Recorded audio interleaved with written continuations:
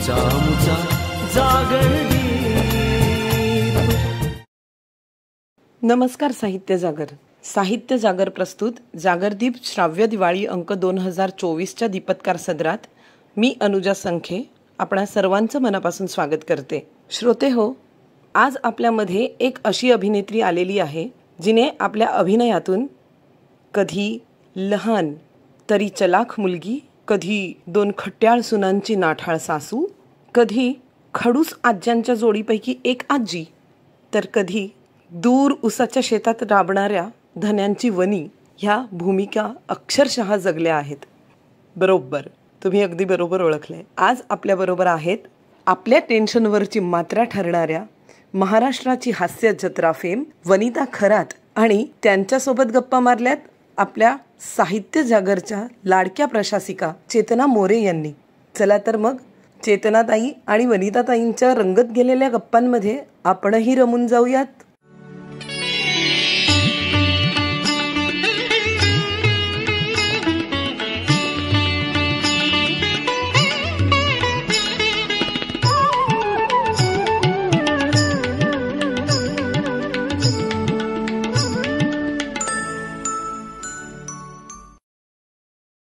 नमस्कार रसिका श्रोते हो, साहित्य जागरच्या जागरदीप श्राव्य दिवाळी अंकाच्या दीपत्कार या सदरात आपणा सर्वांचं सहर्ष स्वागत आहे.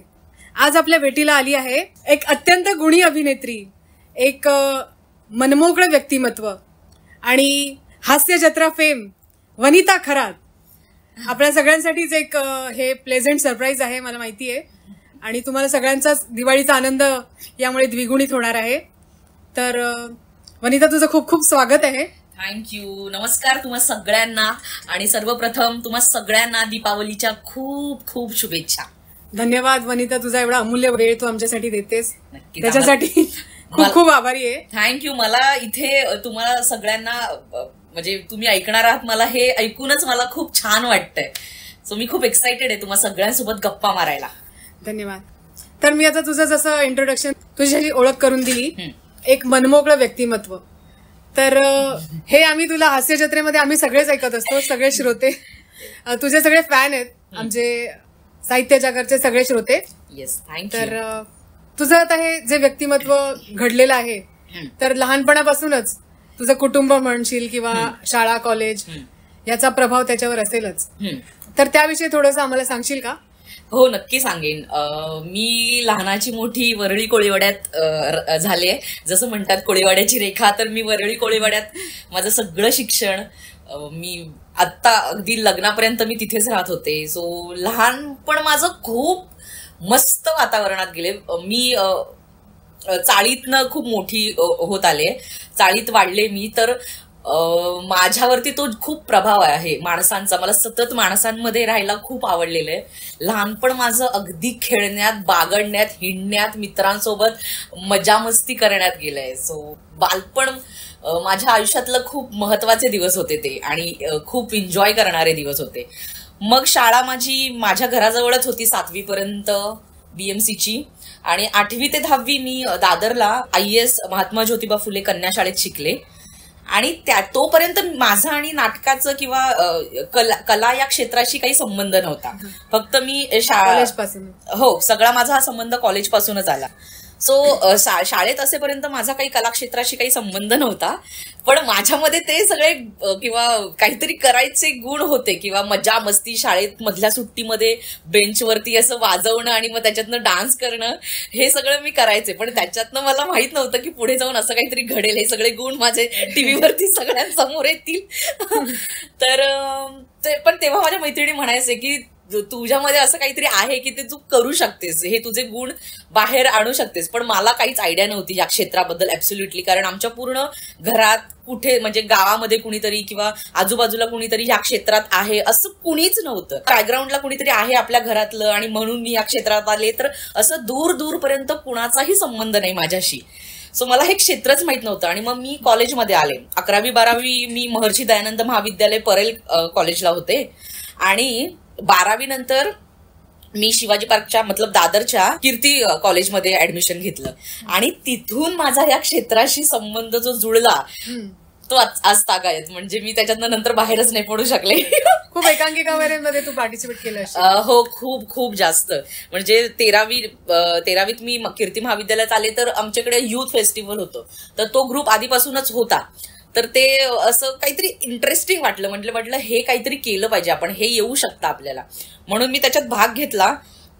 आणि मला नंतर ते आवडायलाच लागलं. म्हणजे मला असं वाटलं की हे म्हणजे आयुष्यात आपल्याला सापडतं की अच्छा ह्याच्यात मी काम करू शकते, हे मला जमू शकतं. तोपर्यंत माझं काही ठरलंच नव्हतं की काय करायचं, कुठल्या क्षेत्रात जायचं, आपल्याला काय बनायचं, हे माझं काहीही ठरलेलं नव्हतं. सो 13वीला जेव्हा मी ह्याच्यात गेले तेव्हा माझं ठरलं की येस, आपण याच्यात काहीतरी करू शकतो. म्हणजे फक्त अभिनेत्री होईन असं मला वाटलं नव्हतं. म्हणजे मी काहीतरी दिग्दर्शनात गेले असते किंवा वेगळं काहीतरी केलं असतं, मी कॉस्ट्युम केले असते, मी आर्टमध्ये गेले असते, पण काहीतरी केलं असतं ते ह्या क्षेत्रात केलं असतं, हे तेव्हा माझं ठरलं. सो मी आमच्या कॉलेजमधून बऱ्याच एकांकिका केल्या. तुम्हाला सांगायला मला खूप आवडेल, आता ज्या माझी मुलाखत घेत आहेत चेतना मोरे, त्यांची बहीण प्राची मोरे ही माझी कॉलेजपासूनची मैत्रीण आणि ती सुद्धा या क्षेत्रात कार्यरत आहे. म्हणजे ती उत्तम फोटोग्राफर आहे. सो आम्ही सगळे एकत्रच वाढलोय. म्हणजे तुम्हाला माहित असेल तर हास्य जत्रेमधले पृथ्वी प्रताप, रोहित माने, हवा येऊद्यामधली स्नेहल शिदम, आम्ही सगळे एकाच कॉलेजमध्ये होतो आणि एकाच नाटकाच्या ग्रुपमधून आम्ही एकत्र काम करत आलोय. सो ही सगळी मंडळी माझ्यासोबत होती. सो आम्ही खूप एकांकिका केल्या आणि मग हळूहळू एकांकिका करत असतानाच बरीच पारितोषिकं आणि मग वाहवा. मग मला कळायला लागलं की येस, आपल्याला थोडंसं कुठेतरी काहीतरी जमतंय, अगदी थोडंसं. आत्ताही मला असं वाटत नाही की मला फार काही जमलंय, पण थोडंसं जमतं. तर कॉलेजमधून एकांकिका केल्यानंतर मला आत्ता आमच्या वेटलाउड प्रोडक्शन, म्हणजे महाराष्ट्राची हास्य जत्रा निर्मिती करते वेटलाउड प्रोडक्शन. वेटलाउड प्रोडक्शनचे हेड आहेत सचिन गोस्वामी, सचिन मोटे, जे आमचे लेखक दिग्दर्शक सुद्धा आहेत आणि तेच आमच्या शोचे निर्माते आहेत. तर त्यांचं तेव्हा कॉमेडीची बुलेट ट्रेन नावाचा एक शो आला होता, तुम्हाला येस आठवत असेल तर तेव्हा मी कॉलेजमध्ये असतानाच त्याचं ऑडिशन दिलं होतं आणि मी त्याच्यात सिलेक्ट झाले होते. आणि मग माझा टेलिव्हिजनचा प्रवास तसा सुरू झाला त्या माध्यमातला. तर मग मी त्याचे 101 एपिसोड केले आणि मग मी त्याच्यातनं आउट झाले. मग मला पहिलं नाटक मिळालं ते श्रीबाई समर्थ. त्याच्यामध्ये ज्यांना मी लहानपणापासून पाहत आले, ज्यांना बघून मी लहानाची मोठी झाले, त्या निर्मितीताई होत्या त्याच्यात. अरुण नलावडे होते, समीर चौघुले होते. म्हणजे समीर दादाला मी तेव्हापासून ओळखते. आणि मला त्या नाटकातनं एक छान मित्र भेटला, तो म्हणजे मनमीत पेम. जसे आमची 5 जणांचा ग्रुप होता आणि आम्ही खूप धमाल केली त्या नाटकांमध्ये. महाराष्ट्रभर अनेक जिल्ह्यात, अनेक शहरांमध्ये जाऊन आम्ही खूप ठिकाणी त्या नाटकाचे प्रयोग केले. जवळजवळ मला असं वाटतं 250 प्रयोग आमचे झाले असतील. आणि साधारण कधी 2016च्या दरम्यान हे. मला आठवतं 2014ला मी बुलेट ट्रेन केली. नंतर आय थिंक 2015-16 मध्ये मी हे केलं आणि श्रीबाई समर्थ. आणि त्याच्यानंतर मी एक हमपांच नावाचं नाटक केलं होतं. तर त्याच्यातली माझी म्हणजे श्रीबाई समर्थमध्ये मी तेव्हा होते 19 वर्षांची आणि त्या नाटकामध्ये मी अरुण काकांच्या आईची भूमिका करायची, जी होती 70ची. हो, तर ते करायला खूप मजा यायची आणि त्या पात्रामुळे पण मला खूप छान ओळख मिळाली की आणि खूप पारितोषिकं पण मिळाली, नॉमिनेशन्स मिळाले मोठ्या मोठ्या अवॉर्ड सोहळ्यांना. आणि त्याच्यानंतर मी हमपांच नावाचं एक नाटक केलं. त्याच्यामध्ये 5 महिलांची कथा होती ती. सो त्याच्यात मी एक उत्तर भारतीय महिलेची भूमिका करायची, जे तुम्ही आता हास्य जत्रेत पण पाहता, बबलू के पापा. तर ते मी तिथून त्या नाटकातनं मला ती मिळालेली भूमिका आणि त्या नाटकासाठी पण माझं खूप कौतुक झालं होतं आणि बरेच अवॉर्ड्स मिळाले होते. आणि ते नाटक सुरू असताना मला महाराष्ट्राची हास्य जत्रासाठी पुन्हा फोन आला, जेव्हा महाराष्ट्राची हास्य जत्रा सुरू होणार होती. 2018 साल ते. आणि मग तिथून मी आणि गौरव विनर झालो पहिल्या सीझनचे, पहिल्या पर्वाचे. आणि गौरव खरं तर माझा खूप जुना मित्र आहे. आम्ही कॉलेजपासून एकांकिका करायचो, तेव्हा कॉम्पिटिटर होता तो माझा. आणि मग आम्ही काम एकत्र फक्त हास्य जत्रेमध्ये केलं आणि मग गौरव आणि मी विजेते झालो आणि पुढे तो प्रवास आतापर्यंत तसाच सुरू आहे. आणि सगळ्यांना घराघरात तुम्ही त्या हास्य जत्रेमुळे पोहोचलात. थँक्यू. आता हे ते तू जे वेगवेगळ्या भूमिका करते वेगवेगळ्या वयाच्या लोकांच्या, ते तुला खूप चॅलेंजिंग वाटत असेल ना? हो, चॅलेंजिंग आणि खूप मजा येते मला ते परफॉर्म करताना. म्हणजे इव्हन तुझा आम्ही लहान मुलीचा रोल बघतो हास्य जत्रेमध्ये, येस, ते पण आम्हाला खूप आवडतं. तो एकदा आवाज आमच्यासाठी काढून दाखवशील का? हो नक्की. नमस्कार, कसे आहात तुम्ही सगळे? तुम्हा सगळ्यांना दिवाळीच्या खूप खूप शुभेच्छा. आणि सगळेजण तुम्ही मला भेटायला आलात तरी आम्हाला खूप आवडेल. आणि भेटायला येताना माझ्यासाठी खूप सारे फटाके घेऊन याल का? धन्यवाद धन्यवाद. तर सगळ्यांना प्रश्न पडत असतो बऱ्यापैकी की अरे इतक्या वेगवेगळ्या प्रकारच्या भूमिका तुम्ही कसे करत असता. तर आम्ही जेव्हा माणसांमध्ये जातो किंवा सगळ्यांना भेटत असतो, आपल्या ही सगळी पात्र आपल्या आजूबाजूलाच असतात. मला ती माझ्या आजूबाजूलाच दिसतात, ती फक्त मी प्रेझेंट करते टेलिव्हिजनवर. ती तुमच्यामधली आपल्यामधली सगळ्यांमधलीच एक पात्र असतात. मी फक्त ते ऑब्झर्व करते, त्यांच्या भाषा ऐकते, त्यांचं उठणं बसणं, त्यांची चाल, ते काय करतात, हे थोडंसं असं छोट्या गोष्टी जर आपण हे केल्या, ऑब्झर्व केल्या ना, तर आपल्याला ते भूमिका करण्यासाठी खूप सोपं पडतं. म्हणजे त्यांची भाषा, म्हणजे जेव्हा मला प्रेक्षक भेटतात तेव्हा असं म्हणतात की तुमची सासूची भूमिका मला खूप आवडते, खूपच आवडते. हो, मला बऱ्याच ठिकाणी ही कॉम्प्लिमेंट मिळत असते. तर त्या सासूच्या भूमिकेसाठी म्हणजे मी करते, पण ती करण्यासाठी मला खूप जणांनी मदत केली. म्हणजे पहिली तर आमचे गोस्वामी सर, त्यांनी ती भाषा सांगितलेली आहे आणि मग ती कशी चालेल, काय करेल, तिचा स्वभाव काय असेल, ती कशी बोलेल, ती कधी चिडेल, कधी रडेल, कसे इमोशन्स असतील तिचे, ती सुनांसोबत कशी बोलत असेल, ती तिच्या नवऱ्यासोबत कशी बोलत असेल, ती किती व्याकुळ होत असेल तिच्या नवऱ्याला, अशा की छोट्या गोष्टींचं डिटेलिंग करत असतो. आणि आम्ही प्रत्येक प्रयोगात किंवा प्रत्येक एपिसोड गणिक मला ती म्हातारी अजून सापडत जाते.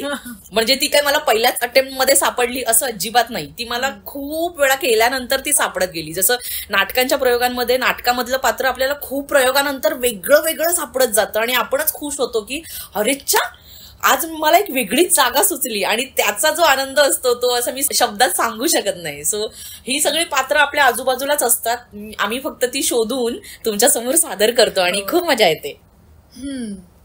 हास्य जत्रेवर तुम्ही स्किट असं डेव्हलप जेव्हा होत असते तेव्हा तुमचे पण असे इनपुट्स असतील ना त्याच्यामध्ये? हो, खूप असतात, सगळ्यांचेच असतात.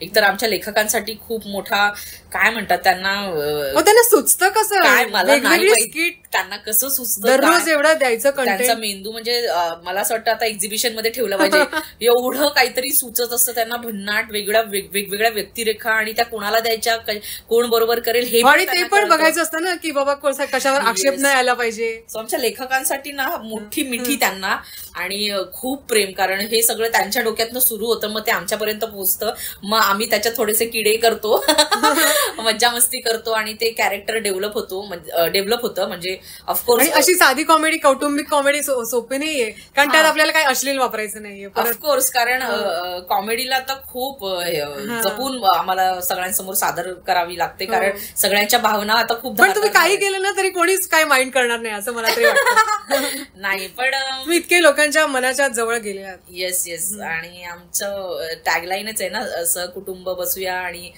बघूया, त्यामुळे ती सगळ्यांसाठीच. आणि मला असं वाटतं की सगळ्या वयोगटातल्या प्रेक्षक वर्गाला हास्य जत्रा आवडते, हे किती मोठी कॉम्प्लिमेंट आहे की लहानातल्या लहान, म्हणजे आम्हाला व्हिडिओ येतात की 1-1.5 वर्षाचं बाळ बघून हसतंय आणि टाळ्या वाजवतंय, ते आम्हाला थेट पार 80-90 वर्षाच्या आजी आजोबांपासूनचे आम्हाला मेसेज येत असतात किंवा व्हिडिओज येत असतात की हे म्हणजे तुम्हाला बघून ह्यांना छान वाटतं. तर असं की सगळ्या वयोगटातला प्रेक्षक वर्ग बघणारा हा पहिलाच शो असावा असं मला वाटतं.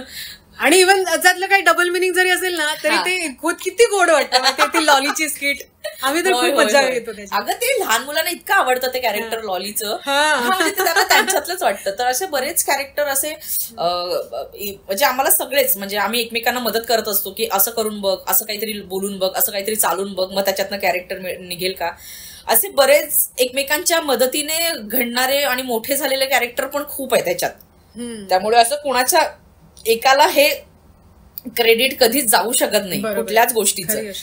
ही काय म्हणतात, कलेक्टिव्ह एफर्ट्स आहेत, ही सामूहिक कला, म्हणजे सामूहिक प्रयत्नाने घडलेलं हे काहीतरी काय चमत्कार, भन्नाट आहे जे काय ते भन्नाट आहे. हो, येस. त्याच्यानंतर आता दुसरा प्रश्न मला असा विचारायचा आहे की त्यानंतर तू बरेच हिंदी सिनेमामध्ये सुद्धा काम केलं, तर मराठी आणि हिंदीमध्ये काम करताना तुला थोडासा काही वेगळे पण जाणवलं का? एकतर मी बऱ्याच हिंदी सिनेमांमध्ये काम नाही केलंय. मी एकच हिंदी सिनेमामध्ये काम केलं होतं जे म्हणजे कबीर सिंग. आणि मला अजून तरी असा काही विशेष फरक नाही जाणवलाय किंवा मी तो जाणून घेतला नसेल कदाचित. कारण मी जाते, मी माझं काम करते आणि ते काम चोख केल्यानंतर मी फार त्याच्यामध्ये इंटरफिअर नाही करत. त्यामुळे मला असं अजून तरी काही फरक नाही जाणवला. पण मला दोन्हीकडे सेमच वाटतं आणि छान वाटतं. त्यामुळे असं काही फरक नाही जाणवला मला. तुझा आणखीन एक पिक्चर पण आला होता ना? हो. तो प्राचीने लावलेला त्या दिवशी. एकदा येऊन तर बघा की विकी वेलिंगकर. नाही तो नाही येऊन तर बघा. त्यात बरेच सारे लोक होते. हो. येस, तो आत्ताच ह्या वर्षीच आला होता. आणि तो प्रसाद खांडेकर त्याने दिग्दर्शित आणि तो त्या सिनेमाचा तो लेखक. विनोदी अंगाने जाणारा तो पिक्चर आम्ही बघितला होता एकदा बसून. छान मज्जा. म्हणजे ती असं सगळ्यांसाठी एक छान पर्वणी होती. कॉमेडी, थोडंसं सस्पेन्स अशा पद्धतीचा तो सिनेमा होता. आणि आमच्यातले बरेच सगळे आमचे मित्रमंडळीच त्यात काम करत होते. म्हणजे नमाताई होती त्याच्यात, ओंकार होता, असं काहीतरी एक मर्डर होतो. आणि हो येस. सो आम्ही त्या चित्रपटाच्या चित्रीकरणादरम्यान आम्ही खूप मजा केली. कारण सगळेच ओळखीचे होते. आणि आम्ही कोल्हापुरातल्या गगनबावड्यामध्ये त्याचं शूट करत होतो. सो तेव्हा असं म्हणजे शूटिंग करताना आम्हाला खूप अडथळे आले होते. म्हणजे सतत एक पाऊस पडत होता, मग पाऊस पडून झालं की धुकच येत. आणि तुमचे फॅन्स येत असतील मध्ये? नाही, फॅन्सचा मला कधी असं हे नाही झालं, त्रास नाही झाला. कारण ऑफकोर्स ते आहेत म्हणून आम्ही आहोत. नाहीतर काय मजाच नसती ना आमच्या आयुष्यात. प्रेक्षकांचं प्रेम नाही तर. त्यामुळे मला कधी डिस्टर्बन्स नाही होत त्यांचं, किंवा मला हे आता प्रेक्षकांचं हे काढलंयच म्हणून. पण प्रेक्षकांना ना कधी असं वाटतं की म्हणजे आम्ही खूप थकलेलो असतो कधी, पण त्याच्यातही त्यांना असं फोटो हवे असतात किंवा हे. पण आणि जर नाही दिलं किंवा आपण काही हे नाही केलं तर त्यांना असं वाटतं की अरे ह्यांना तर खूप माज आहे हे. अरे मग असं रस्त्यावरती तुम्हाला मास्क वगैरे घालून जावं लागतं का? नाही असं नाही. तर त्यांना तसं वाटत असतं. तर मला त्यांना सांगायचंय की असं अजिबात नाही. जसं तुम्ही पण माणूस आहात, तुम्ही थकता, तुम्ही दमता, तसं किंवा आपल्या आयुष्यात रोजच्या घडामोडी वेगवेगळ्या होत असतात. आपण कधी रागात असतो किंवा आपण कधी वेगळ्या गोष्टींमध्ये असतो, वेगळ्या टेन्शन्समध्ये असतो. तसं कलाकार म्हणून आमच्या आयुष्यात पण तसं होत असतं. तर प्रेक्षकांनी थोडंसं समजून घेतलं पाहिजे की नाही, ते लोक वेगळ्या गोष्टीत असतील, वेगळ्या टेन्शनमध्ये असतील, वेगळ्या प्रेशरमध्ये असतील. तर याचा अर्थ असं नाही की त्यांना माज आहे आम्ही बोललो नाही तर कारण आमचं तुमच्यावर खूप प्रेम आहे जसं तुमचं आमच्यावर आहे. तर आणि माझं असं कधी होत नाही की मला कोणाचा त्रास होतोय प्रेक्षकांचा. मला आवडतंच त्यांचं प्रेम. पण थोडंसं त्यांनी समजून घेतलं तर आम्हाला खूप छान वाटेल. तर मास्क आणि गॉगल लावून खरं तर म्हणजे आपण खूप कामात असतो आणि सगळ्यांना आपण अटेंड नाही करू शकत. तर तेव्हा मास्क लावावं लागतं. पण त्याच्यात पण एक मज्जा आहे. हे असं तुम्हाला एवढं प्रेक्षकांचं प्रेम तर तू अनुभवतेच आहेस, एवढी फॅन फॉलोइंग आहे तुझी. आणि अशाच वेळी तू एक मध्यंतरी खूप वेगळं असं काहीतरी धाटणीचं एक शूट केलं होतं. म्हणजे त्याला बॉडी पॉझिटिव्हिटी म्हणून या उद्देशाने तुला ते करायचं होतं. तर त्याबद्दल तुला बरेच सकारात्मक आणि नकारात्मक असे म्हणजे लोकांचे व्ह्यूज बघायला मिळाले. तर त्याबद्दल थोडं मला सांगशील का? त्यावेळेला खूपच लोकांमध्ये असं झालं होतं, अरे बापरे हिने काय केलंय. म्हणजे माझ्या आजूबाजूचेच लोक असं काय कराय. मला असं वाटलं की ते कलात्मक चित्र होतं, फोटो होता, बॉडी पॉझिटिव्हिटीसाठीचा केलेला तो उपक्रम होता. आणि त्याच्यात खरं तर बघणाऱ्याचा काय दृष्टिकोन आहे तो खूप मॅटर करत होता. तुम्ही कुठल्या दृष्टिकोनाने त्या फोटोकडे बघता तो तुमचा विचार असतो. मला तेव्हा खूप नकारात्मक कमेंट्स खूप आल्या, पण त्याच्याही पेक्षा मला जास्त सकारात्मक कमेंट्स खूप आल्या. म्हणजे त्या फोटोवरती प्रेम करणारे भरभरून प्रतिसाद मला मिळाला. त्यामुळे नकारात्मक गोष्टींकडे लक्षच दिला नाही मी, किंवा तेवढा माझ्याकडे वेळच नव्हता त्यांना मला रिप्लाय करण्यासाठीचा. कारण माझं असं ठाम मत आहे की आपल्याला जे ट्रोल करतात, आपल्याला जे निगेटिव्ह कमेंट्स करतात, त्यांना जर रिप्लाय दिला तर ते मोठे होणार ना आपसूक, आणि त्यांना तेच हवं असेल तर माझ्याकडे तेवढा वेळच नाहीये त्यांच्यासाठी. जे माझ्यावरती खूप प्रेम करतात किंवा माझ्यासाठी पॉझिटिव्ह विचार करतात, मी त्यांना रिप्लाय करेन. आणि असं खूप भरभरून प्रेम मिळालं मला. आणि अशानेच म्हणजे समाज पुढे अशानेच जातो ना, की आता तू एक प्रकारची क्रांती केलीस, तर त्यामुळेच बिग बॉस मध्ये वगैरे निकी वावरत होती, त्याला लोकांनी एवढा आक्षेप नाही घेतला ना. Yes yes yes yes. आणि बॉडी पॉझिटिव्हिटीवरती माझं खूप आत्ताही मी त्याच्यावरती खूप काम करते, कारण मी पाहत आले की सौंदर्याची व्याख्या आपल्याकडे आता काही प्रमाणात बदलताना दिसतीये. जी आधीपर्यंत फक्त एक गोरावर्ण आणि एक सुडोल बांधा आणि कमनीय म्हणजेच सौंदर्य, सुंदरता असं. मला असं नेहमी वाटत आलं की सुंदरता वेगवेगळ्या गोष्टींमध्ये असते. सुंदरता आपल्या विचारांमध्ये असते. आपलं वैचारिक सुंदरता किती भारी आहे, आपण काय विचार करतो ह्याच्यात पण सौंदर्य असतं ना. माणसाच्या दिसण्यावरून आपण जर त्याला आपण ना माणसांनी ठरवली पाहिजे सुंदरतेची व्याख्या काय आहे तुमच्या प्रती. माझ्या प्रती जे माझ्या मनाला भावतं, मला जे छान वाटतं, ती माझी सुंदरतेची व्याख्या. मला विचार आवडतात लोकांचे ना. मला त्यांना शरीरावरून जज करायला आवडतं ना, मला त्यांना रंगावरून जज करायला आवडतं. माणसाने माणसाशी माणसासारखं वागणं हेच इतकं सुंदर आहे. आणि मला माझ्या लेखी सौंदर्याची व्याख्या हीच आहे. त्यामुळे त्या फोटोशूट नंतर मला बऱ्याच मुलांचे मेसेज आले की मॅम तुम्ही हे जे केलंय ते आम्ही कधीच करू शकलो नाही. म्हणजे मी तुम्हाला सांगू शकत नाही की मला केवढं बळ मिळालंय ह्या गोष्टीतनं, की मी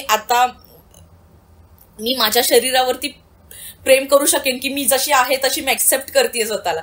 तर माझं तेच म्हणणं आहे की आपण जसे आहोत, आपल्याला जे मिळालं आहे आपण तसंच स्वतःला ऍक्सेप्ट करणं खूप गरजेचं आहे. म्हणजे आधी आपण स्वतःला आरशात बघून सांगायचं की मी जगातली सुंदर व्यक्ती आहे.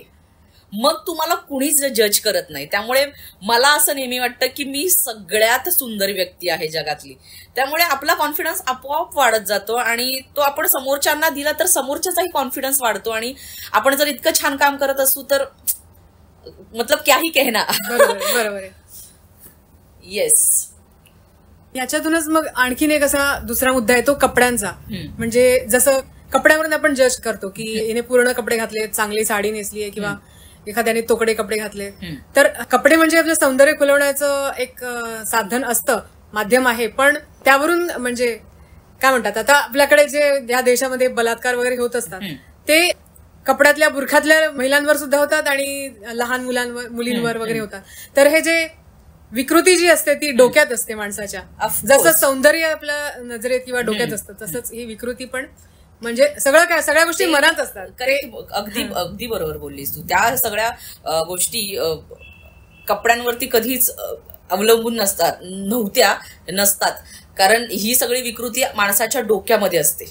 ती तू तोकडे कपडे घाल, नाहीतर तू अगदी पायाच्या नखापासून सगळे अवयव लपवून कपडे घाल, तरी होणाऱ्या गोष्टी होणारच. कारण विकृत मेंदूत ते सगळं भरलेलं असतं माणसाच्या.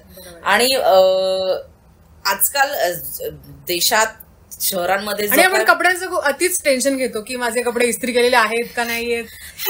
मला असं वाटतं की माणसाने ना आपल्याला जे आवडतं कलर कॉम्बिनेशन, आमच्या सारख्यांना तर खूप याचा म्हणजे विचार करावा लागतो. का विचार करावा लागतो?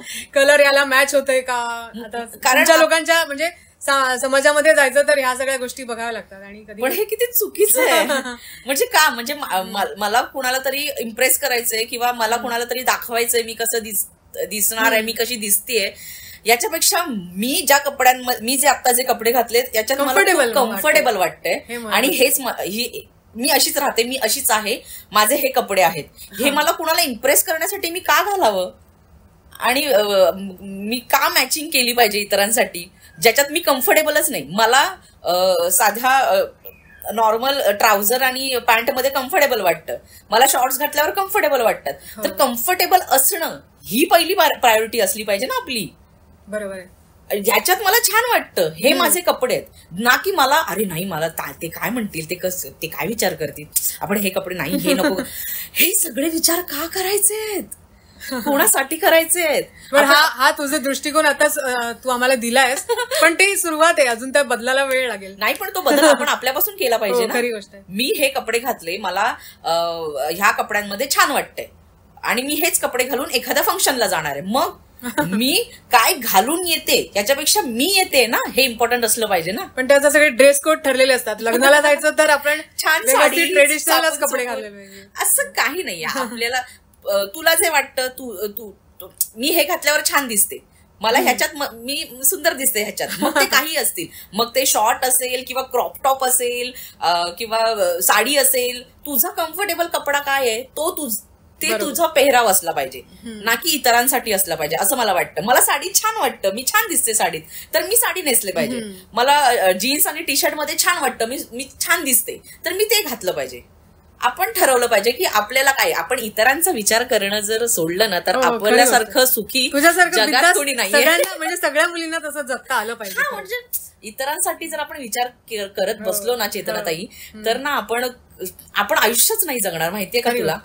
आपण आपल्यासाठी, मला आज हे करावंसं वाटतंय, मला असं राहावंसं वाटतंय, मला इथे जावंसं वाटतंय, मला म्हणतात खऱ्या अर्थाने स्वतंत्र असणे. होय. आणि आपल्याला जे वाटतं ना ते आपण केलं पाहिजे. मला असं वाटतं की ना की अरे नाही ते काय म्हणतील, अरे नको इथे नको जाऊ दे, त्यांच्यासाठी आपण आपलं मन मारत जगलो ना तर आपण जगणं ह्या गोष्टीलाच विसरतोय असं मला वाटतं. सो मस्त आपल्याला जे वाटतं ते घाला, कुणासाठी म्हणजे आपल्याला जे वाटतं, मला हे छान वाटतं ते वेअर करा आणि स्वच्छंदी जगा. हो, स्वच्छंदी जगा, नक्कीच. आणि तू मगाशी म्हणालीस बलात्कार प्रकरणी काय देशात जे काय आता सुरू आहे, जे इतकी विकृती वाढत चालली, ही विकृती का वाढत चालली याच्यावर आपण थोडा विचार केला पाहिजे. कारण हे जे काही सुरू आहे ते खूप भयान सुरू आहे. आणि हे म्हणजे आपण अशा काही गोष्टी, अशा काही घटना आपल्या कानावर आल्या की आपण पेटून उठतो की असं नाही झालं पाहिजे हे.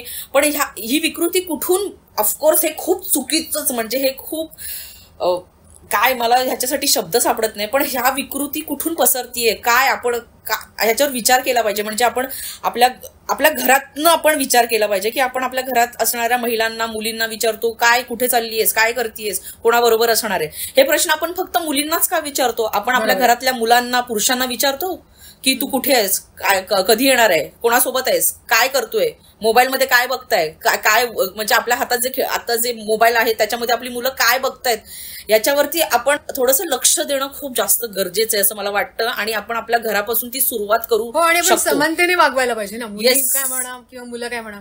रात्री जर तो मुलगा बाहेर राहू शकतो तर मुलगी का बरं स्वतंत्रपणे फिरू नाही शकत. म्हणजे हा तर एक वेगळा विषय आहे स्वतंत्र समानतेचा, पण ह्या गोष्टींवरती आपण थोडासा अभ्यास करणं किंवा विचार करणं खूप जास्त गरजेचं आहे असं मला वाटतं.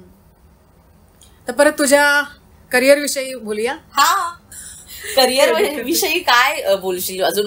मला असं वाटतं की अजून करिअर खूप मोठं बाकी आहे. आत्ताशी आमची सुरुवात झाली आहे, आम्ही स्वतःला चाचपडतोय, नवनवीन गोष्टी ट्राय करतोय, नवनवीन पात्र स्वतःमध्ये सामावून घेण्याचा प्रयत्न करतोय. त्याच्यामध्ये इतर जणांचा खूप हातभार आहे आणि ते सगळं तुमच्या समोर.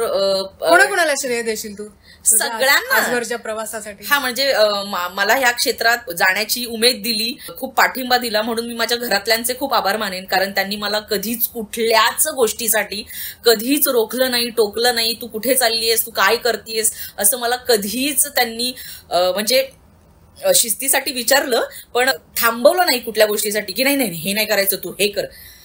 ते मला जे आवडतं, मला ज्या क्षेत्रात काम करायचंय ते मला मोकळेपणाने करू दिलं, त्याबद्दल माझ्या घरातल्यांचे खूप आभार. मला खूप चांगला मित्रवर्ग लाभला. मित्रांमध्ये जगणारी मी मुलगी आहे. मित्रमैत्रिणींमध्ये माझा खूप मोठा मित्रवर्ग आहे. त्या मित्रमैत्रिणींनी मला योग्य वेळी योग्य सल्ला दिला, मार्ग दाखवला, छान जमवून घेतलं, सावरून घेतलं कठीण काळांमध्ये. त्याच्यासाठी त्यांना खूप धन्यवाद म्हणेन मी. आणि नंतर पुढे या क्षेत्रात करिअर करताना मी जेव्हा करिअर करायला आले तेव्हा अगदीच सुरुवातीला मला खूप चांगले गुरु लाभले. ते म्हणजे सचिन गोस्वामी, सचिन मोटे. त्यांच्यासोबत मी आता जवळजवळ 10 वर्ष काम करते. सो त्यांनी इतकी पात्र माझ्यात भिनवली आहेत, ती मला तुमच्यासमोर सादर करण्यासाठी संधी दिली, त्याबद्दल त्यांचे खूप आभार. सचिन सरांनी गेल्या वर्षी आम्हाला इंटरव्ह्यू दिला. हो माहितीये, येस मी होते तेव्हा तिथे बाजूला. आणि हास्य जत्रेमध्ये मला बराच माझे सगळे मित्र जे हास्य जत्रेमधले तुमचे सगळ्यांचे फेवरेट आहेत, ते माझे पण खूप फेवरेट आहेत. कारण ते हास्य जत्रे, तुला माहितीये का, अंध जगतात म्हणजे असं रेअरली कोणतरी सापडेल जो हास्य जत्रा बघत नाही. आमच्यासाठी आम्ही सगळ्या युट्यूबवर सगळ्या स्किट्स तुमच्या परत परत ऐकून पुन्हा आम्ही एकमेकांशी त्याच्यावर गप्पा मारत असतो. आयो सो स्वीट, थँक्यू. सो ते माझे तुमचे आवडते कलाकार. तू सगळ्यांना सांगशील आमचा हाय सांग सगळ्यांना. हो नक्की नक्की नक्की, खूप खूप सगळे फॅन आहेत आहोत. येस नक्की. तर ते तुमचे सगळे आवडते कलाकार माझे खूप चांगले मित्र आहेत, ते मला लाभले माझ्या या स्ट्रगलिंग पिरियडमध्ये. कारण आम्ही खूप प्रेशरमधून जात असतो, कारण काम असतं खूप, प्रत्येक वेळी नवीन दिवसागणित आम्हाला नवीन पात्र शोधायचं असतं, तर ते शोधताना आम्हाला खूप स्ट्रगल करावा लागतो. आणि त्याच्यामध्ये कठीण आहे ना, विनोदी काम करणं खरंच खूप कठीण. खूप म्हणजे ते म्हणतात ना, हसवणं कॉमेडी इज अ लोकांना. व्हेरी सिरियस वर्क असं म्हणतात, की बरोबर. कॉमेडी करणं खूप सिरियसली करावी लागते. रडवणं सोपं असतं, हसवणं खूप कठीण. तर आम्ही ते खूप सिरियसली वर्क करत असतो त्याच्यावरती. आणि हे सगळं शक्य झालंय मला असं वाटतं की फक्त आणि फक्त तुमच्यामुळे. कारण प्रेक्षकांनी जर आमच्यावर इतकं प्रेम केलं नसतं तर कदाचित आम्ही इतकं काहीतरी साकारू शकलो असतो असं मला वाटत नाही. गिव्ह अँड टेक असतं, येस, रेसिप्रोकल असतं. कारण कसं आहे की तुम्ही आम्हाला कोरोना काळात जो काय आयो. घर बसल्या आनंद दिलाय, येस, करोना काळात तर तुम्ही आमच्यावर खूप जास्त प्रेम केलं. आणि त्याच्यामुळे बरेच जण असं सांगत असतात की तुम्ही आमच्या रोजच्या जीवनातला भाग आहात, तुम्ही आम्हाला आमच्या घरातले वाटता, म्हणजे तुमच्याशिवाय आम्हाला रात्री आल्यानंतर जेवणाचा घास नाही जात तुम्हाला बघितल्याशिवाय. सो हे प्रेम म्हणजे आयुष्यात काहीतरी आपण इतकं भारी करतोय हे ऐकून ते कायमस्वरूपी राहणार आहे. कायमस्वरूपी अगदी मोठी 80-90 वर्ष झाल्यावर पण तो ते स्किट काढून बघशीलच ना. थँक्यू. आणि आम्ही पण बघू. नक्की. आणि मला सांगायला खूप अभिमान वाटतोय की महाराष्ट्राची हास्य जत्रा आता ती फक्त महाराष्ट्राची न राहता ती जगभराची हास्य जत्रा झाली आहे. कारण तुम्हाला सांगायला मला खूप आवडेल की आम्ही जसं महाराष्ट्रात MSJ लाईव्ह नावाचा कार्यक्रम करतो थिएटरमध्ये प्रेक्षकांसमोर लाईव्ह जाऊन, तसा आम्ही जगभरात कार्यक्रम करत असतो. म्हणजे जसे आम्ही America, Australia, Canada, Dubai, Singapore अशा ठिकाणी जाऊन आम्ही शोज केलेत हास्य जत्रेचे. आणि तिथेही मराठी प्रेक्षकांनी आम्हाला भरभरून प्रेम दिलं. किती देश विरुद्ध झाले ते जातात? माझे हेच एक 5-6 देश झाले असतील फिरून, म्हणजे जसं America, Australia, Canada, Dubai, Singapore. खूप मराठी लोक असतात तिकडे, अगणित, मी सांगू शकत नाही. आणि ते जसं भारतात आमच्यावरती तुम्ही सगळे प्रेक्षक प्रेम करतात, तसं बाहेर गेल्यावरती ते आमच्यावर इतकं प्रेम करतात की असं होतं की बापरे, आपण काय किती पुण्य केलं असेल की मी हा शोचा भाग आहे, याचा मला खूप अभिमान वाटतो. म्हणजे तुम्हाला असंच नुसतं शूट करायचं, म्हणजे कार्यक्रम करायचे असतात की आणखीन तुम्हाला फिरायला वगैरे पण चान्स मिळतो? हो, फिरायला पण चान्स मिळतो, पण मेन काम आमचं कार्यक्रम करणं असतं. आणि त्याचं खूप प्रेशर असतं, कारण सगळ्यांना खूप हसवणं ही आमचं काय म्हणतात व्यवसाय, किंवा व्यवसाय नाही म्हणता येणार, पण हसवणं हे आमचं काम झालं. आणि ते प्रेशर असतं, पण आम्ही फिरतो पण खूप छान मजा येते. आणि मला सांगायला खूप आवडेल की आम्हाला तुमच्या सोबत पण असं एखादा इव्हेंट करायला खूप आवडेल तुमच्यासाठी, तुमच्या सोबत. सो आणि तुम्हाला असं प्रत्यक्ष बघायला पण आम्हाला खूप आवडेल तुम्हा सगळ्यांना. तर साहित्य जागरचा काही कार्यक्रम तुम्ही ठेवावा असं मला खूप वाटतं. आणि तुमच्या सोबत आपण एखादा कार्यक्रम तुमच्यासाठी करायला मला खूप आवडेल. अरे नक्कीच, आम्हाला आधी माहिती सुद्धा आम्ही तुला बुक केलं असतं संमेलनासाठी. नक्की, तुम्ही बोलवा, आपण कधीही तुमच्यासाठी येऊ. आता मला सांग, अभिनयाच्या व्यतिरिक्त आणखीन तू काय काय करतेस? म्हणजे आणखीन छंद काय काय तुझे? अभिनयाच्या व्यतिरिक्त मला झोपायला खूप आवडतं. झोपणं आवश्यक पण आहे. हो, मला खूप, म्हणजे मला जेव्हा जेव्हा फ्री टाइम मिळतो तेव्हा मी झोपते, कारण मला खूप आवडतं झोपायला. आणि त्या व्यतिरिक्त मला फिरायला खूप आवडतं. मी जेव्हा जेव्हा सुट्टी असते तेव्हा वेगवेगळ्या ठिकाणी जाऊन असं हिंडून येते, कारण ते जरा मला रिलॅक्स करतं असं मला वाटतं. मला घरी असते जेव्हा सुट्टी असते तेव्हा मला वेगवेगळे भाषांमधले सिनेमे पाहायला खूप आवडतात, कारण तो आमचा अभ्यास आहे. जागतिक सिनेमांवरती आपण अभ्यास केला पाहिजे, कारण ते बघणं, तिकडची ऍक्टिंग स्टाईल शिकणं, किंवा काय काय असतं जे आपण आपल्यामध्ये आत्मसात करू शकतो, ते मी करत असते. म्हणजे प्रयत्न करत असते ते सगळं बघायचा. बघते मी, प्रयत्न नाही करत, ते सगळं शिकायचा प्रयत्न करत असते. आणि मला पुस्तकं वाचायला जाईल ना नाही होईल त्याच्यावर. आणि मला पुस्तकं वाचायला खूप आवडतात. तर कधी कधी, म्हणजे बऱ्याचदा जेव्हा फ्री टाइम असतो तेव्हा पुस्तकं वाचायला. आणि मी मित्रमैत्रिणींमध्ये रमणारी मुलगी आहे, तर मला असं छान छान मित्रांना भेटून आम्ही छान छान पार्ट्या करायला मला खूप आवडतात. आणि येस, आणि मला घरातल्यांसोबत माणसांमध्ये राहायला खूप आवडतं. कारण मी कधीच आयुष्यात एकटी नाही राहिले, त्यामुळे मला असं एकटं राहणं आवडत नाही. त्यामुळे मी असं माणसांमध्ये आपल्या गावी जायला खूप आवडतं. मी कोकणातली आहे, त्यामुळे हो, कोकणावर माझं खूप विशेष प्रेम आहे. आणि मालवणी तुझी भाषा तिथूनच येते का? हो. तर मी जेव्हा पण मालवणी जेवढी चांगली येते ना, तसंच ते तुझं ते सासूचं कॅरेक्टर असतं ना, हो, ते पण खूप भारी. येस. तर हे एवढं सगळं करायला आवडतं मला. आणि काय, फिरायला मज्जा येते मला. आणि मराठीच्या व्यतिरिक्त म्हणजे हिंदी भाषेत मध्ये पण तुझं फॅन फॉलोइंग असेल ना, आता वाढलं असेल, असं तुला अनुभव आलाय का कधी की म्हणजे जिथे समज तू आता महाराष्ट्रात नाहीच आहेस, दुसरीकडे कुठे? हो, मराठी म्हणजे हिंदी मध्ये काम केल्यामुळे नाही, पण ही महाराष्ट्राच्या हास्यजत्रेची पुण्याई आहे की महाराष्ट्राची हास्यजत्रा फक्त मराठी माणूस नाही पाहत. मला इतर म्हणजे मी तुला सांगू का, आमचा हा कार्यक्रम साऊथ इंडियन पीपल बघतात, गुजराती तर खूप जण बघतात, पंजाबी बघतात, आणि आमच्या इथे असणारे बरेच मुस्लिम लोक पण बघतात हा कार्यक्रम. आणि ते मला सांगतात की आम्ही तुमचा शो बघतो. म्हणजे असं की तुम्हाला म्हणजे भाषा कशी कळते, म्हणजे काय ते म्हणे, नाही कळलं तरी ते बघताना काहीतरी आनंद होतो आम्हाला. सो म्हणजे एका शोने आम्हाला एवढ्या साऱ्या लोकांचं प्रेम मिळवून दिलंय. त्यामुळे मला हिंदीत काम करणं गरजेचंच, म्हणजे केलंच पाहिजे तरच आपल्याला ती लोक ओळखतील, तर असं अजिबात नाहीये. सो असे बरेच जण भेटत असतात आणि खूप मराठी भाषेला अभिजात दर्जा मिळालाय. होय होय होय होय. सो मराठी भाषेला अभिजात भाषेचा दर्जा मिळालाय, ही खूप आनंदाची आणि अभिमानाची गोष्ट आहे. आणि छान वाटली ही बातमी ऐकून. हो, तशाच आपल्या बोलीभाषा सुद्धा ऐकायला खूप गोड वाटतात. असं म्हणतात की किती महिलांवर बरं भाषा बदलत असते. अगदी प्रत्येक महिलावर भाषा बदलत असते.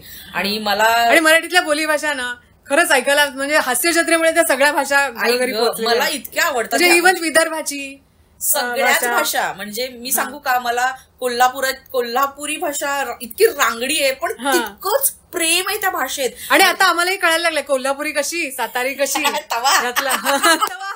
सावत्याचं तवा ते तर आम्ही म्हणजे भेटलो की बोलतच लका लका लका लका, सावत्याचं लका, गौऱ्याचं तवा. तर कोल्हापुरी भाषेत इतका गोडवा आहे. सातारा सांगलीकडची भाषा इतकी गोड आहे म्हणजे. आणि रत्नागिरीची काय म्हणतात त्याला, आमचीच भाषा आहे. हो, वानकुटी भाषा, चिपळूणची. आणि रत्नागिरीची आपली वेगळी, अरुण कदमांची आगरी. सो ह्या सगळ्या भाषा म्हणजे आपल्या मराठीत या इतक्या गोडवा म्हणजे आपल्या मराठी भाषेचा गोडवा वाढवतात ह्या बोलीभाषा. आणि या बोलीभाषा आपण जपल्या पाहिजे आणि त्या सगळीकडे दूरवर पोहोचवल्या पाहिजे असं मला वाटतं. कारण प्रत्येक भाषेचा एक स्वतंत्र गोडवा आहे. आणि मला असं वाटतं की म्हणजे विदर्भातली भाषा, मराठवाडी भाषा, मला असं वाटतं की ह्या भाषा मला यायला हव्यात. मला सगळ्या प्रकारच्या भाषा यायला हव्यात आणि मी सगळ्या प्रकारच्या भाषेतलं कॅरेक्टर पात्र साकारता यावं असं मला खूप वाटतं. मला त्याच्यासाठी अभ्यास करावा लागणार आहे. हो. तुला स्वयंपाक वगैरे येतो का करता?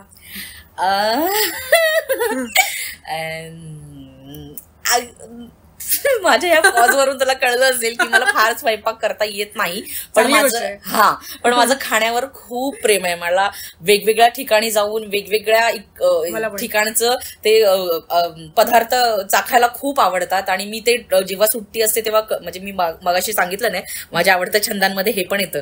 मला खायला खूप आवडतं, तर ते मी सगळं ट्राय करत असते. मला स्वयंपाक येत नाही, पण मला स्वयंपाक करणारा मी पार्टनर शोधलाय.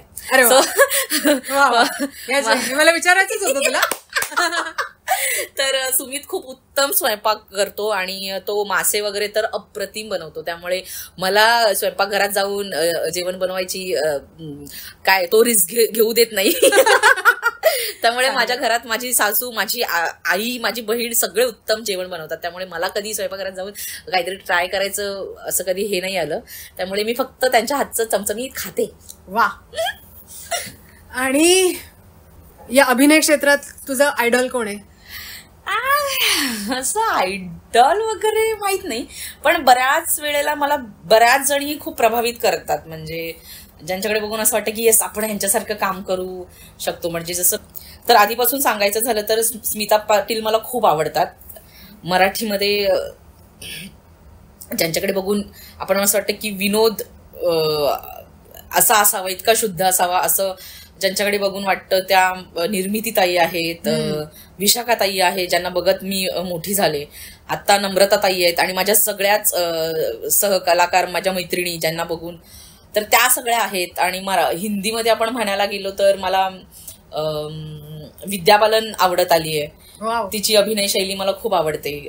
दिव्या दत्ता आवडतात मला.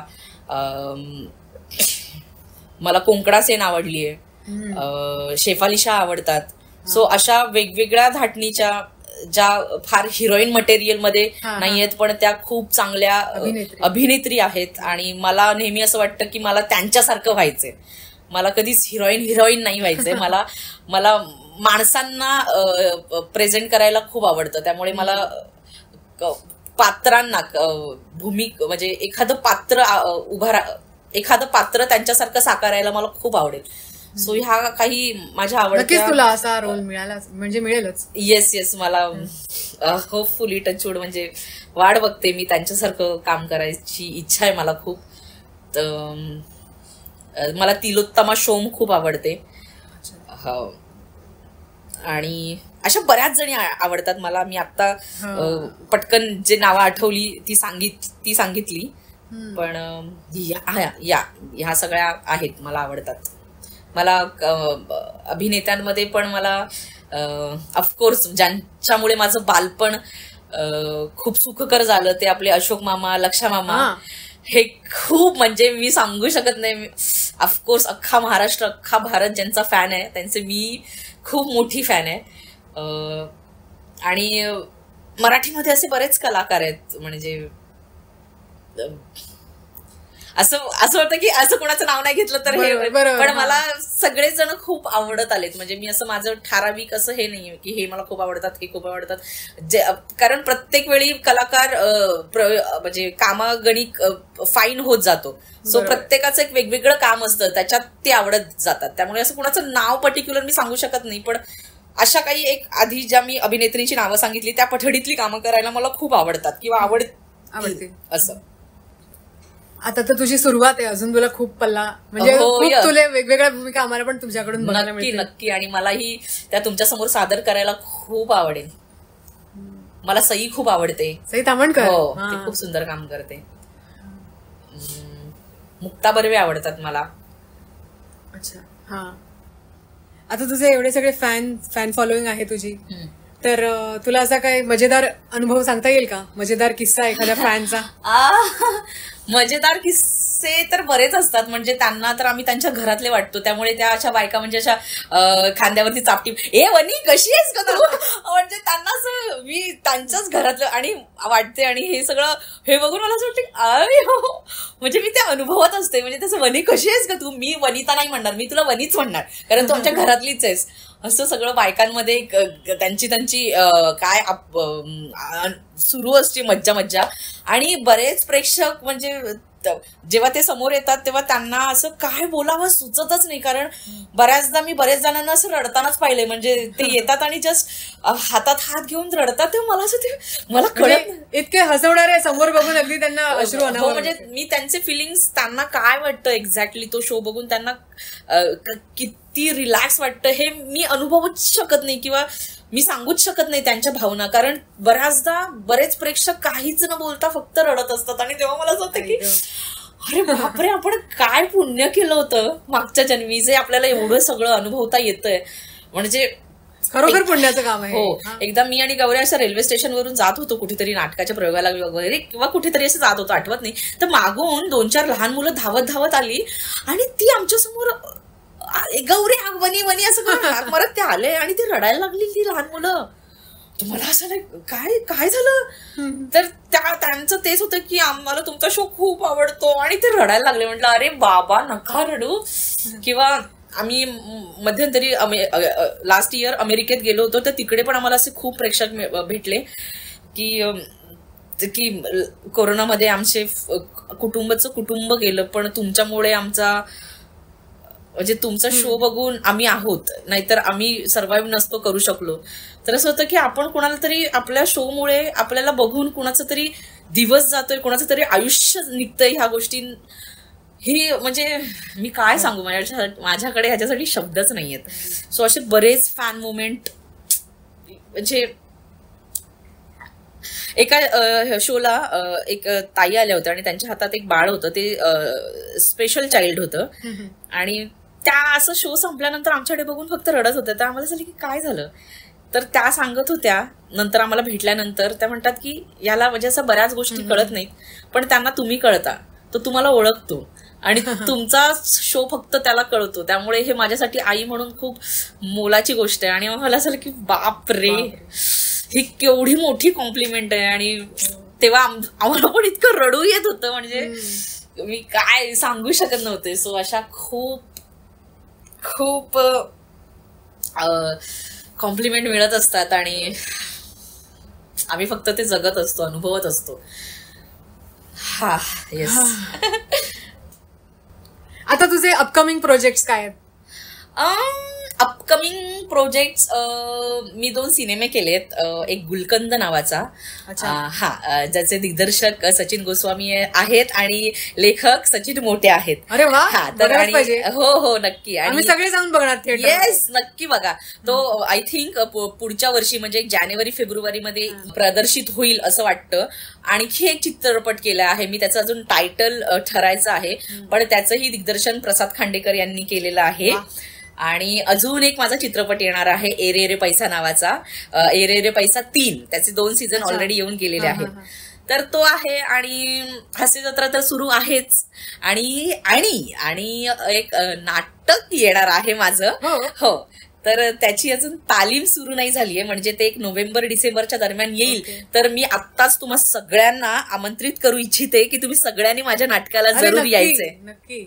आम्ही म्हणजे अगदी चोखंदळ रसिक आणि जिकडे डायलॉग बाजी जास्त असते ना, ते तसे प्रोग्राम आमच्या लोकांना जास्त आवडतात. नक्की, मग मी ते लक्षात ठेवेन आणि तसंच काहीतरी करेन.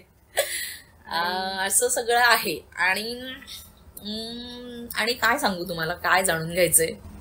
जाणून घेण्यासारखं तर खूप काही आहे अगं. आणि आपल्या गप्पा खरं थांबूच नाही असं वाटतंय, पण वेळेची मर्यादा आहे. त्यामुळे जाता जाता शेवटी मी आम्हा सगळ्यांच्या वतीने तुझ्या पुढच्या कारकिर्दीसाठी खूप खूप अगदी मनाच्या तळापासून तुला सदिच्छा देते. थँक्यू.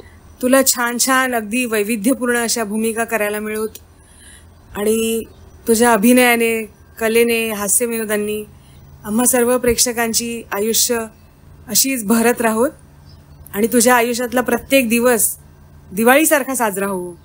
थँक्यू. तर आता विषय निघालाय, तर आम्हाला सांग की तू कशी दिवाळी साजरी करतेस? मला माझ्या माणसांमध्ये छान दिवाळी खरं तर खूप आवडीचा सण आहे, कारण सगळीकडे खूप दिव्यांचा लखलखाट, प्रकाशमय असतात ते दिवस, 5 दिवस. आणि मला खूप आवडते सगळ्या माणसांना भेटायला, आपल्या माणसांना भेटायला, सगळ्यांकडे जाऊन मिठाई खायला खूप आवडते. पण मला फटाके फोडलेले अजिबात आवडत नाहीत, कारण त्याच्यामुळे खूप आपण वायू प्रदूषण करतो आणि आपण वायू प्रदूषण, ध्वनी प्रदूषण करतो आणि मला ते अजिबात आवडत नाही. म्हणजे मी जसं जसं मला कळायला लागलं की आपण जे करतोय ते चुकीचं आहे, तेव्हापासून मी कधीच फटाके फोडले नाहीत. तर मला असं वाटतं की ते करणं खूप चुकीचं आहे, कारण त्या ध्वनी प्रदूषणामुळे आपण बऱ्याच आपल्या आजूबाजूला असणाऱ्या मुक्या प्राण्यांना हानी पोचवत असतो, पक्ष्यांना, कारण आणि ते कुणाकडेच तक्रार करू शकत नाही या गोष्टींची. त्यामुळे मला असं वाटतं की फटाके न वाजवता पण आपण छान दिवाळी साजरी करू शकतो. तर मी अशीच दिवाळी साजरी करते, छान सगळ्यांमध्ये राहून, पण सगळ्यांना कुणाला त्रास होणार नाही अशी.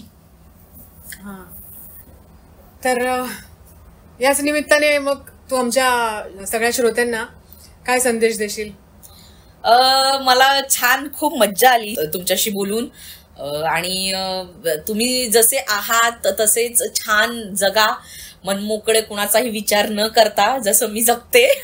आणि मला हेच सांगा असं वाटतं, हीच खरी प्रेरणा आहे तुझ्याकडून घेण्यासाठी.